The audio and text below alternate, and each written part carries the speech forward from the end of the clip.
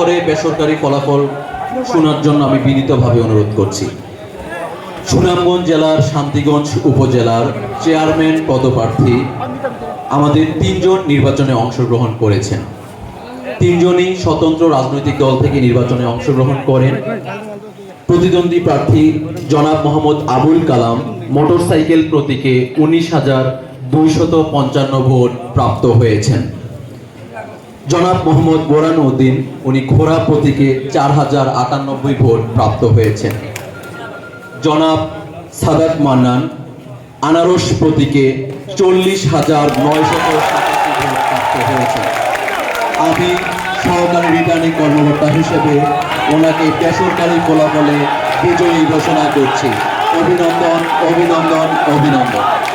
একই সাথে সবাইকে ধৈর্য ধারণ করে আমাদের ফলাফল ঘোষণা কেন্দ্রে উপস্থিত থেকে আমাদের সামগ্রিক কার্যক্রমে সহিংসতার সহিত সহযোগিতা করার জন্য আপনাদের সকলের প্রতি আমি সহকারী রিটার্নিং কর্মকর্তা হিসেবে আপনাদের প্রতি আন্তরিক ধন্যবাদ ও কৃতজ্ঞতা জ্ঞাপন করে আমাদের আজকের এই ফলাফল বিতরণ অনুষ্ঠানের সমাপ্তি ঘোষণা